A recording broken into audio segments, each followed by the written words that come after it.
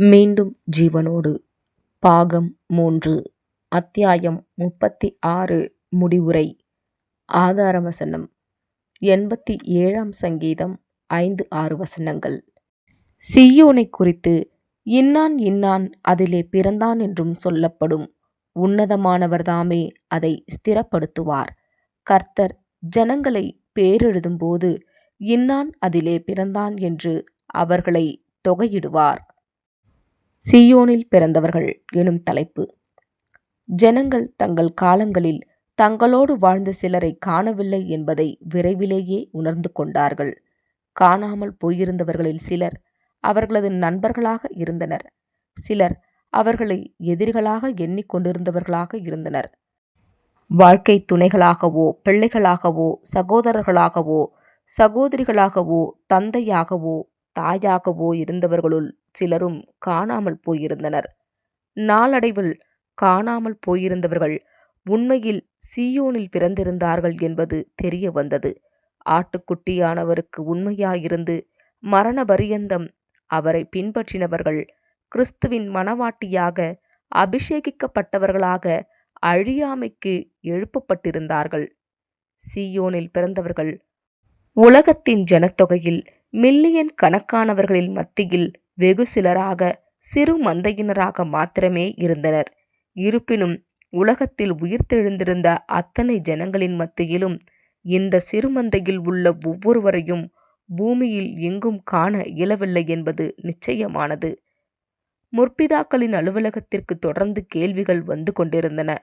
ஒன்றன் பின் ஒன்றாக இணையத்தில் தகவல்கள் வெளிப்படுத்தப்பட்டது. இந்த உண்மையுள்ள பரிசுத்தவான்களில் சிலர் மருத்துவர்களாகவோ, வழக்கறிஞர்களாகவோ, ஆசிரியர்களாகவோ மற்றும் பூமியின் உயர்ந்த நிலைமையிலிருந்த மனிதர்களாகவோ இருந்தாலும், பெரும்பான்மையானோர் மதிப்பற்ற நிலையில் மூடர்களாகவும், படிப்பறிவற்றவர்களாகவும், ஏழைகள் மற்றும் இழிவுபடுத்தப்பட்டவர்களாகவும் இருந்ததை குறித்து ஆச்சரியமளிக்கும் வகையிலான சாட்சியங்கள் வெளிவந்தன. உண்மையில் பரலோக மகிமைக்கு உயர்த்தப்படுவார்கள் என்று எதிர்பார்த்த பல போதகர்கள் மற்றும் தேவாலய உறுப்பினர்கள் தங்களை மீண்டும் பூமியில் கண்டனர். அவர்கள் கேலி செய்து துன்புறுத்தி கொலை செய்த சிலரை காணவில்லை என்பது அவர்களுக்கு ஆச்சரியத்தையும் வருத்தத்தையும் கொடுத்தது. ஆனால் இதில் எந்த தவறும் இல்லை. கிறிஸ்துவினுடைய மணவாட்டியின் ஒவ்வொரு அங்கத்தினரையும் தேவனே தேர்ந்தெடுத்துள்ளார். பரிபூரண அன்பு மற்றும் நீதியில் அவர்கள் எட்டியுள்ள உயர்ந்த தரங்களின் அடிப்படையில் கவனமாக தேர்வு செய்யப்பட்டுள்ளனர். இப்படி கனம் பெற்றவர்களுடைய இருதயங்களை தேவன் சோதித்தறிந்தார். பல கடுமையான சோதனைகள் மூலம் இவர்கள் மேலான ஜெயம் கொண்ட வகுப்பினராக காணப்பட்டனர்.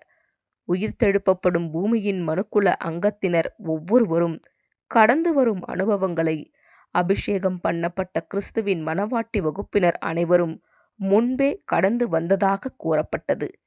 இந்த திட்டத்தின் மூலம் ஜீவனுக்கு திரும்பி வரும் ஒவ்வொருவரும் எதிர்கொள்ளும் எல்லாவிதமான போராட்டத்தையும் அபிஷேகம் செய்யப்பட்டவர்கள் புரிந்து கொண்டு மனுக்குலத்திற்கு இரக்கம் காட்டி உதவுவதற்கு ஏதுவாக இருக்கும்.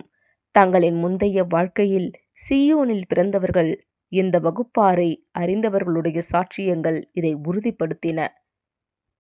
John A. மிகிசன், கலேனா, கன்சாஸ்.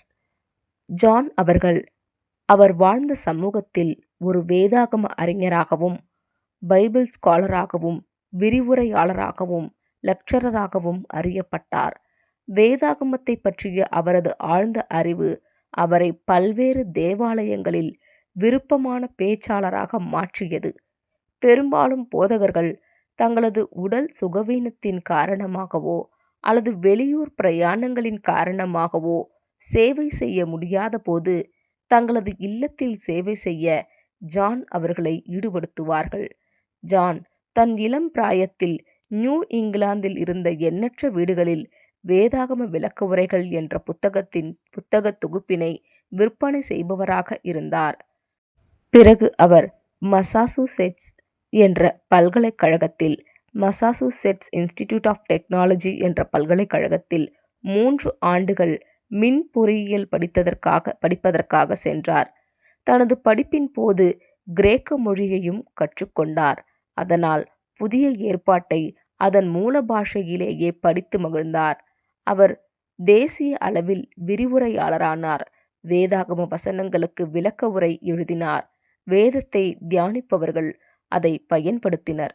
விளக்க உரை அவர்களுக்கு விலைமதிப்புமிக்கதொன்றாக இருந்ததை அவர்கள் நிரூபித்தனர். அவர் ஒரு வேத மாணவராக இருந்த காரணத்தினால் அவரது பலியின் ஒரு பகுதியாக தாம் செய்யும் ஊழியத்திற்கு ஊதியம் பெற மறுத்தார். ஆகவே அவர் தனது வாழ்வாதாரத்திற்காக ஒரு சாதாரணமான தொழிலை செய்து வந்தார். அதே நேரத்தில் அவரது மாலை மற்றும் வார இறுதிகளில் தான் நேசித்து முன்னுரிமை கொடுக்கும் வேத வசனங்களை போதிப்பதில் ஆசையாய் தன்னை ஈடுபடுத்திக் கொண்டார். அவர் பணிபுரிந்த மின் உற்பத்தி நிலையத்தின் தலைமை நிர்வாகி அதிகாரி CEO இறந்துவிட்டதால் அவருக்கு அந்த பதவியை வழங்கினர். இந்த வேலை தனது நேரத்தை அதிகம் எடுக்கும் என்று அவர் அறிந்தார். எனவே நிறுவனத்தின் மற்றொரு பணியாளருக்கு அந்த வேலையை கொடுக்க பரிந்துரைத்தார். அவர்கள் அவருடைய ஆலோசனையை ஏற்றனர். வேதாகம சத்தியங்களை பற்றிய அவருடைய பார்வை வேதாகம சொற்பொழிவுகளை வழங்குவதிலும் ஆழமான ஆய்வுகளை நடத்துவதிலும் அவரை ஈடுபடுத்தியது. ஆழமான சத்தியங்களை இவர் மற்றவர்களுக்கு பகிர்ந்து கொடுப்பதில் எப்போதும் ஆர்வமுள்ளவராயிருந்தார். அவருடைய மென்மையான பழக்க வழக்கங்களும் தேவ வசனங்களை பற்றியதான ஆழ்ந்த அறிவும் இணைந்து அவரை ஒரு மதிப்புமிக்க பேச்சாளராக மாற்றியது. எல்லாவற்றிற்கும் மேலாக அவர் தேவனை தனிப்பட்ட முறையில் அறிந்திருந்தார். மேலும் அவர் பெற்றுக்கொண்ட சத்தியங்களை கேட்கும் காதுகள் உள்ள எவருடனும் பகிர்ந்து கொள்ள ஆர்வமாக இருந்தார். அவரை பற்றியும் அவரைப் போலவே அர்ப்பணித்த அவரது மனைவி கிளாஸ்டினை பற்றியும் விசாரித்த பலர் பூமியில் உயிர்த்தெழுந்தவர்கள் மத்தியில் அவர்கள் காணப்படவில்லை என்று அறிந்து முதலில் ஏமாற்றமடைந்தனர். பின்பு ஜான் மற்றும் கிளாடிஸ் இருவரும் சியோனில் பிறந்தவர்கள் என்பதை அவர்கள் அறிந்து மகிழ்ச்சியடைந்தனர். Sarah Ferry, Glasgow, Scotland. Peter Morgan சாராவின் கணவர். அவர் எங்களுக்கு நடந்த நிச்சயதார்த்த பந்தத்தையும் என் இதயத்தையும் உடைத்துவிட்டார். ஏனென்றால் அவர் அந்நிய நுகத்திலே அவிசுவாசிகளுடன் பிணைக்கப்பட மனதில்லாமல் இருந்தாள். ஆனால் நான் சாரா வெறியை எப்போதும் நேசித்தேன், தொடர்ந்து நேசிப்பேன். சாராவின் உறவினர்களில் அநேகம் குழந்தைகள் இருந்ததால் அவள் சாரா அத்தை என்று அழைக்கப்பட்டாள். நீங்கள் இதுவரையிலும் சந்தித்திராத மிகவும் அன்பான மற்றும் வெளிப்படையான பெண்மணியாக சாரா பெரி இருந்தார். நான் அவளது புன்னகைக்கும் கண்களை ஒரு நொடியேனும் காண மாட்டேனோ என்று கிளாஸ்கோவின் தெருக்களில் தேடினேன். அவளது மெத்தை கடையில் பல வருடங்களாக வாராந்திர வேத வகுப்புகள் நடத்தப்பட்டு வந்தன. இப்போது அந்த கடையில் கூட அவள் இல்லை. நான் சந்தித்த அனைவரிடமும் சாராவை அவர்கள் ஞாபகம் வைத்துள்ளார்களா என்று கேட்டேன். பலர் அவளை ஞாபகத்தில் வைத்திருப்பதாக அறிந்து கொண்டேன். சாரா அத்தை ஒரு வைராக்கியமுள்ள கிறிஸ்தவ பெண்மணியாக இருந்தால் உற்சாகமூட்டும் வகையில் பலருக்கு சாட்சி கொடுத்தாள். அவள் கிறிஸ்துவை ஏற்றுக்கொண்ட பிற்பாடு சாராவின் நண்பர்கள் சிலர் அவள் மனநலம் பாதிக்கப்பட்டு விட்டதாக எண்ணி அவளை டாக்டர் ஜான் எட்கரிடம் அழைத்து சென்றார்கள். டாக்டர் ஜான் எட்கர் சாரா முழுமையான மனநலத்தை பெற்றிருப்பதாக அறிவித்தது மட்டுமல்லாமல் காலப்போக்கில் அவர் சாராவின் மத நம்பிக்கைகளையும் ஏற்றுக்கொண்டு விட்டார் என்று எனக்கு தெரிவிக்கப்பட்டது. சாரா எப்பொழுதும் இனிப்பு மற்றும் பைபிள் துண்டு பிரதிகள் உள்ள பளபளப்பான ஒரு பட்டுப்பையை தன்னுடன் எடுத்து செல்வார். அவள் செல்லும் பாதையில் உள்ள அனைவருக்கும், ரயில்களில் பயணிக்கும் பயணிகள் உட்பட அனைவருக்கும் அதனை கொடுப்பாள் என்று சாராவை பற்றி கூறினார்கள். தனது 54வது வயதில் சாரா தனது மெத்தை கடையை விற்றுவிட்டாள். ஆனால் அவள் தனது முழு நேரத்தையும் மிஷனரி ஊழியத்திற்கென அர்ப்பணித்தாள். வேதாகம துண்டு பிரசுரங்களை விநியோகிக்கும் கோல்போர்ட்டர் வேலை செய்தாள். அவள் ஊர் ஊராக பயணம் செய்து சிறிய அறைகளில் வாழ்ந்து வந்தாள். தன் சாமான்கள் அனைத்தையும் ஒரு ட்ரங்கு பெட்டியில் வைத்திருந்தாள்.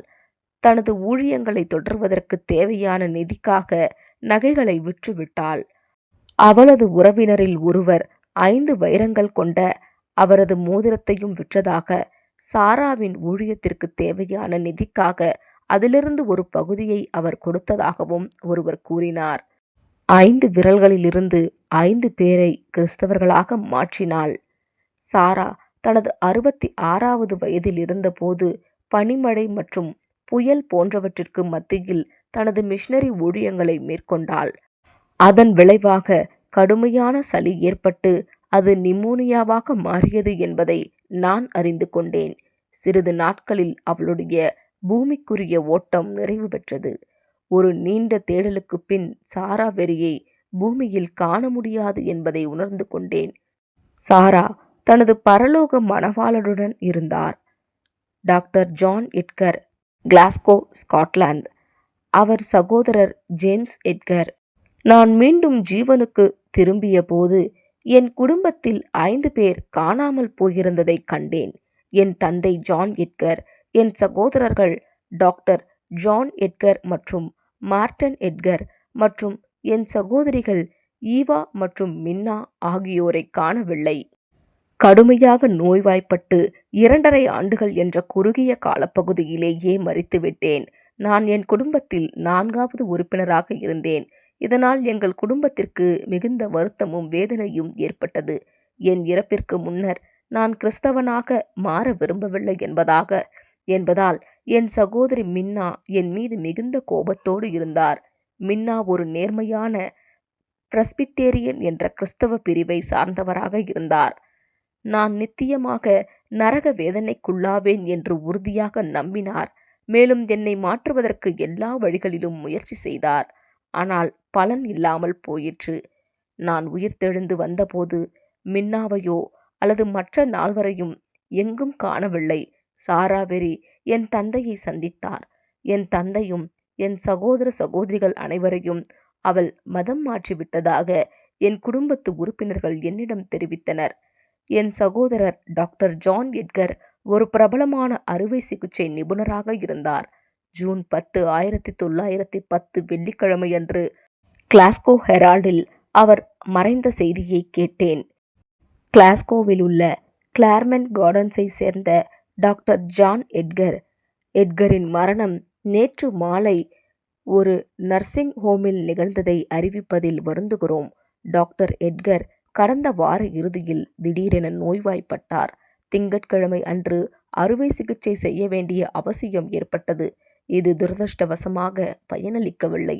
டாக்டர் எட்கர் என்பவர் மான்ஸ்வுட் பொலோஷோவில் மறைந்த திரு ஜான் எட்கரின் மகன் ஆவார். மகப்பேறியல் மற்றும் மகளிர் மருத்துவத் துறைகளில் ஒரு சிறந்த நிபுணராக இருந்தவர் மற்றும் தொழில்முறை வட்டாரங்களில் நன்கு அறியப்பட்டவர். அவர் 48 ஆண்டுகளுக்கு முன்பு கிளாஸ்கோவில் பிறந்தார். மேலும் கிளாஸ்கோ பல்கலைக்கழகத்தில் கலை, அறிவியல் மற்றும் மருத்துவம் ஆகிய 3 துறைகளிலும் பட்டம் பெற்றிருந்தார். மருத்துவத்தில் தகுதி பெற்ற பிறகு அவர் வெளிநாட்டில் சிறப்பு முதுகலை படிப்புகளையும் படித்தார்.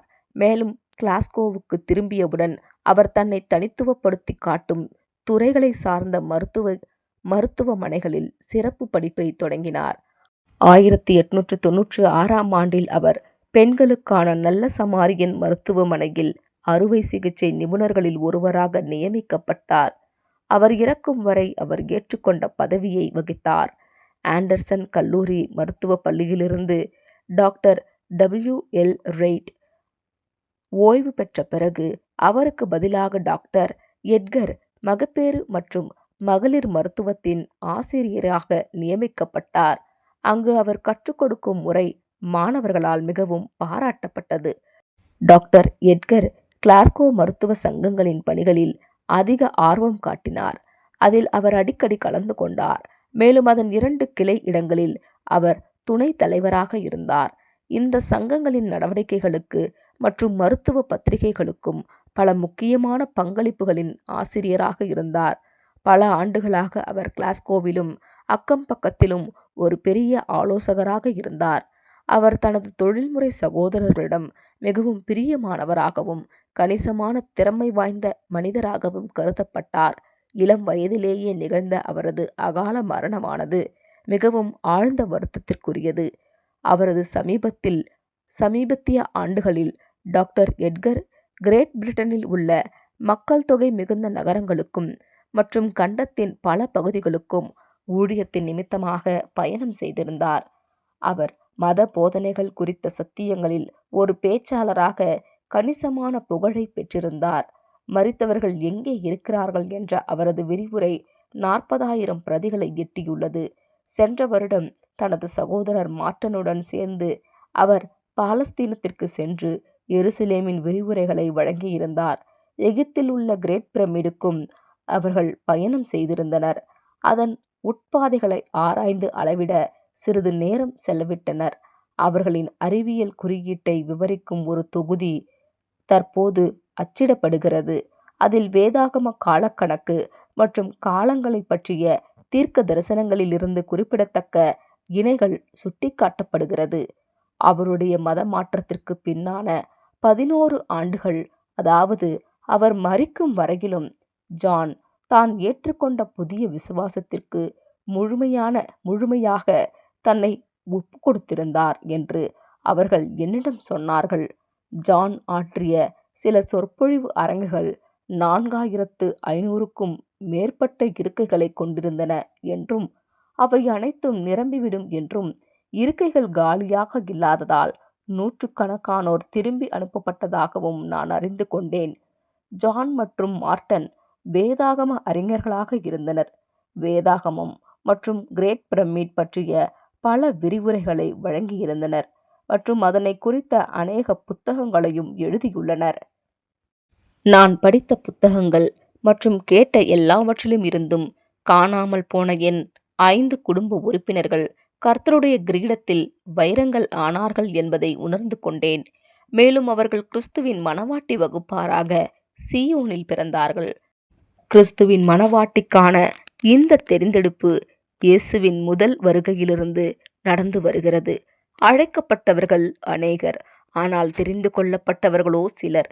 ஏறக்குறைய 2000 ஆண்டுகளுக்கும் மேலாக ஒரு சிறிய எண்ணிக்கையிலான ஜெயம் கொண்டவர்கள், தங்களது எஜமானை நேசித்தவர்கள், அவருடைய சிங்காசனத்தில் பங்கு கொள்வதன் மூலம் வெகுமதி பெறுவதற்காக மறைவான தகுதிகளை பூர்த்தி செய்திருக்கிறார்கள். அவர்கள் உயிர்த்தெழுந்து அவரோடு கூட 1000 ஆண்டுகள் அரசாளுவார்கள். ஆமேன். இயற்றியவர் சகோதரர் யூஜின் பர்ன்ஸ் அவர்கள். அவரது வாழ்நாள் முழுவதிலும் கதைகள் மீது, அதிலும் விசேஷமாக வேதாகமத்தின் கதைகள் மீது ஆர்வம் கொண்டவராக இருந்தவர் ஆவார். மனுஷர் எல்லோருடைய வாழ்க்கையின் கதையானது கல்லறையோடு முடிந்து விடுகிறது. ஆனால் மரித்தோரின் உயிர்த்தெழுதல் பற்றின வாக்குத்தத்தமானது இதை மாற்றப் போகிறது. மறுஜென்ம காலத்தில், அதாவது மரித்தோரின் உயிர்த்தெழுதலின் காலங்களில், எல்லா மனுஷருடைய வாழ்க்கை கதையும் மீண்டும் தொடரப்போகிறது என்பதை நினைக்கும் போதே மேனி சிலிர்க்கிறது. இந்த புத்தகத்தில் வாழ்க்கையை முற்றிலும் புதியதொரு பரிணாமத்தில் பார்ப்பதற்கான காட்சி திரையை ஆசிரியர் திறக்கிறார். மரித்தோரின் உயிர்த்தெழுதலானது மீண்டும் ஜீவனோடு வருபவர்களுக்கு வாழ்க்கையை மீண்டும் வாழ்வதற்கான 2வது மேடையை அமைத்துக் கொடுக்கிறது. நீங்கள் உட்பட ஒவ்வொரு மனுஷனும் சீரான பூமியில் காணப்படும் பரதீசில் மீண்டும் வாழ்வீர்கள்.